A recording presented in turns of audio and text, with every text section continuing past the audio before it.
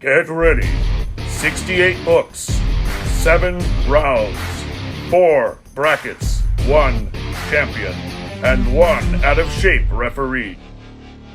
It's Book March Madness. Submit your own titles, vote for your favorites, watch the fierce competition, and predict your champion to enter to win a prize. Who will be left standing when the final buzzer sounds? Only you can decide. Let's do this! Hello everyone and welcome back to Book March Madness. It is time to talk about the results of the first round competition and let you know which books are going to be officially in Book March Madness as we begin our first round of voting. I have to say, I was very impressed with the type of voting that occurred in the first 4 competition. Everything was very decisive. There weren't really any close calls. It was all very much one book or the other. There were some audience suggested titles that have made it into the competition and some that didn't. So either way, it was a very comfortable win for either book involved in the pairings. So without further ado, let me tell you which wildcard titles are going to be in the competition. We'll start with the fiction bracket as we always do and move our way over. So in the fiction bracket, we had the wildcard title Where the Crawdads Sing going up against the lowest ranked book Once There Were Wolves for a while. One particular title was in the lead, and then the fans of Delia Owens rose to the occasion. And so Where the Crawdads Sing is now in the competition, and unfortunately, Once There Were Wolves will not be participating this year. Let's talk about the historical fiction bracket. So just a reminder, we had the Poisonwood Bible going up against the Book of Lost Names by Kristen Harmel, and with quite a substantial lead. The Book of Lost Names will be remaining right where it is in the competition, and unfortunately the Poisonwood Bible does not get a crack at Book March Madness this year. Let's talk about the Encore Bracket next, which are authors who have only ever written one novel in their career going up against debut novels. And so we had Poisoned by Carmen D.M. Gray going up against Detransition Baby. This was probably the closest in terms of which books got which votes out of all 4 brackets, and it surprised me. I was not expecting this outcome, but it happened. Poisoned, in the last couple hours of voting being open, got a few more votes than Detransition Baby. So unfortunately, Detransition Baby is now out of the competition, but Poisoned is a much more loved title than I thought, and we'll now be able to see how far it gets in the competition. And last but not least, we have the Book Was Better bracket, which is all book-to-movie adaptations. Some of the champions, the greats of the film sphere, and the new movie releases within the past 2 years that have, of course, been adapted from books. And just a reminder, The Maze Runner went up against The Voyages of Dr. Dolittle. I have to say, I wasn't necessarily surprised by this outcome, but I was surprised by how many people showed up for The Voyages of Dr. Dolittle. I was surprised by that. But I was not surprised that The Maze Runner got more votes and will be moving on into the competition, and Dr. Dolittle will be no longer available to compete. I don't know why I said no longer available like he has a prior commitment. And there you have it. Oh my goodness. It is now time for the official in earnest voting to happen. This is the official full bracket for Book March Madness 2022. So let me give you a rundown again one more time of which books are going up against which books. I also kind of want to highlight a few matchups that I think are going to be particularly interesting to watch because I don't vote in this competition. So I like to play around with which I think are going to do best. So if you'll indulge me a little bit, I want to talk about which ones I think will do well. So let's rerun through the matchups for this bracket. So for the fiction bracket, we have champion Judy Blume, which is, she is a champion, don't get me wrong. But Are You There, God? It's Me, Margaret. This is the highest ranked champion fiction novel going up against the wildcard choice Where the Crawdads Sing by Delia Owens. Then we have Anne of Green Gables going up against Cloud Cuckoo Land, Lord of the Flies versus Dial A for Aunties, Grapes of Wrath versus Such a Fun Age, The Christmas Carol versus American Dirt, Infinite Jest versus Sally Rooney, The Count of Monte Cristo versus Anxious People, and One Flew Over the Cuckoo's Nest going up against the highest rated rookie release, which is The Midnight Library by Matt Haig. Out of this particular bracket, I don't know if I have, well, maybe one. I have one particular matchup that I'm curious about because I have read things by both authors in this matchup, and that is between The Count of Monte Cristo and Anxious People. I read A Man Called Uva last year, and I enjoyed it. I had some issues with it, but overall I really enjoyed it. And I read The Count of Monte Cristo, which was one of the first books that I ever read while on my booktube channel, and that was a hurdle and a half. I loved the story, and I loved the background information behind Alexandre Dumas, so I'm very interested to see how that particular matchup plays out. Books that I'm keeping an eye on in this bracket. Obviously, Anne of Green Gables, one of my favorites. I am interested to see how the Sally Rooney does because I have heard very mixed opinions about that book in particular. And I mean, most of those classic fiction works I am rooting for because they're such good stories. You know, The Christmas Carol is a classic, obviously. Lord of the Flies I'm interested to see. I think that one was also in last year's competition. I could be wrong. But that's on my TBR. I haven't read that one yet. Okay, let's talk about the historical fiction bracket. So we have the highest ranked champion historical fiction title, which is The Kite Runner by Khaled Hosseini, going up against The Book of Lost Names by Kristen Harmel, which beat out the wildcard choice for the bracket. We have Things Fall Apart by Chinua Achebe going up against The Book of Longings by Sue-Monk Kidd.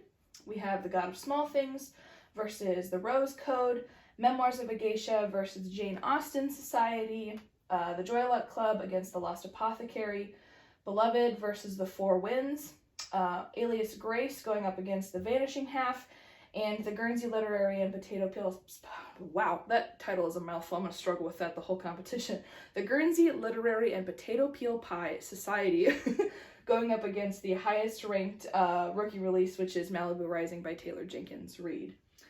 I don't think I have any particular matchups in this genre either that I am curious to see about. I think I have more individual titles that I am keeping a watchful eye on. One of them is Things Fall Apart by Chinua Achebe. I read that in college. It's gorgeous. It's one of my favorites. Memoirs of a Geisha. I also read that while I first started my booktube channel. It was so good. I loved that a lot. I am curious to see how the Kristen Hanna title does because she kind of is the current queen of the historical fiction genre at the moment. Obviously, Taylor Jenkins Reid is hugely popular on BookTube and Bookstagram, so I'm curious to see how well she does as well. Margaret Atwood's in there too. I read The Blind Assassin, which is one of my favorites. It was so good. I've seen the movie or the TV show Alias Grace that was on Netflix. Have not read the book, but she's a queen, and she was also in last year's competition too.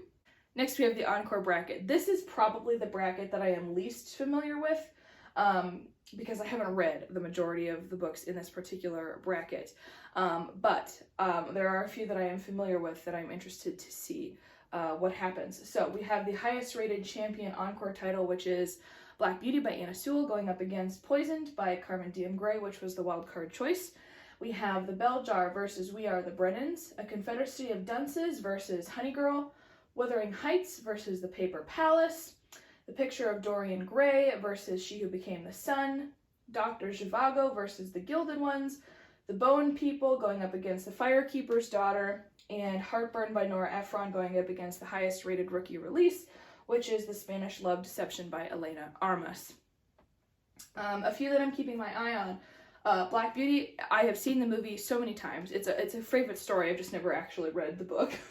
What else am I keeping my eye on? Oh, we love Sylvia Plath. She's an icon. We have a Bronte title. Brontes are big. Obviously, I just finished reading a book called The Air Affair, all about a villain who traveled into the storyline of Charlotte Bronte. This is Emily Bronte, but Charlotte Bronte's novel, Jane Eyre. So I have kind of an attachment to the sisters at the moment. Let's see, I am curious to see how The Firekeeper's Daughter does because that has been a very popular book. We can't keep it in the library where I work. Every time it comes in, someone puts a hold on it. So it has been very popular. And then obviously The Spanish Love Deception has been kind of sweeping book talk by storm.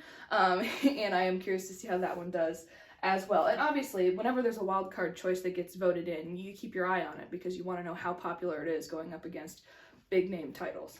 Okay, and then the final bracket, the book was better bracket, which is all about book to movie adaptations. We have the highest rated champion of the genre, Schindler's List by Thomas Keneally, going up against the wild card choice, The Maze Runner.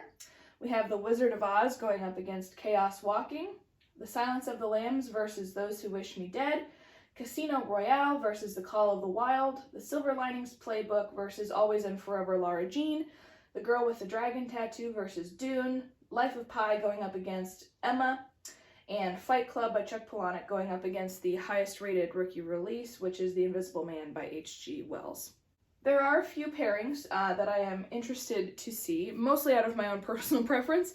I am curious to see how Schindler's List does with The Maze Runner. Schindler's List is huge.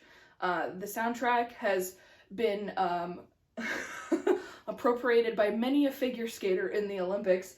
And then obviously whenever we have, like I said, a wild card choice, you kind of have to keep your eye on it.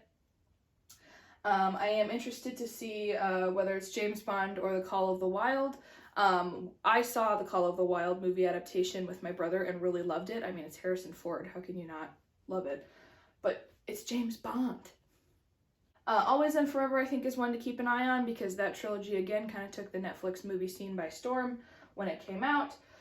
I mean, I think the one that everyone's waiting to see what happens is, of course, Dune. It's probably the biggest of the new releases in terms of people wanting to see it, and it's Timothée Chalamet and Zendaya. Of course, inevitably, we have an Austen title, so I have a feeling that Austen fans are going to show up hard for Emma. Emma is probably, again, one of my least favorite Austen titles, just because I don't like Emma as a character, but that's my own personal opinion. And good thing I'm not voting. Yeah, I think that's pretty much it. I mean, obviously, all of these champions of the genre are good movies. Whether they're good books or whether it was a good adaptation, I will leave up to you when you vote. So there you have it. That's the official full bracket for Book March Madness. Oh, man. Like I said, I think this first round, obviously, it's going to be very divisive and decisive, as I like to say. But I think some more of the heated competition is going to come later when we've thinned the herd a little, as it is. So, anyway, that's the official bracket. All of the links to voting will be down below, as well as the official Book March Madness site, where you can go get your full brackets now. They will be updated, ready to go for you if you want to fill them out yourself. If not, then you can also head over to my Instagram page if you want to vote there rather than on the SurveyMonkey, or just keep tabs on how things are going. So that's all the information for you. Happy voting. Vote hard for your favorites. A few other minor housekeeping things that I want to say before we wrap up the video. One, you still only have 36 hours to vote, so after this video goes up, your voting time will expire 36 hours from when the video goes up. I'm having a hard time with redundancy today. But also, because I know that there are so many books here and not everyone has read all of these, I have added the option now where if you don't have a preference in a pairing, you can skip that pairing if you would like. So there is that option available. No forcing anyone to vote. So feel free to only vote on the books that you know that you've read, or don't, you know. I have no power over how you vote.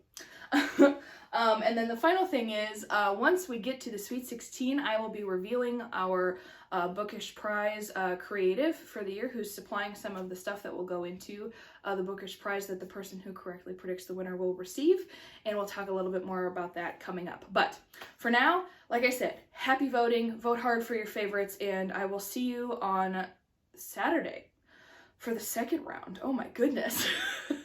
In 48 hours, we're gonna have half as many titles. Oh my goodness. Okay, we'll see you on Saturday.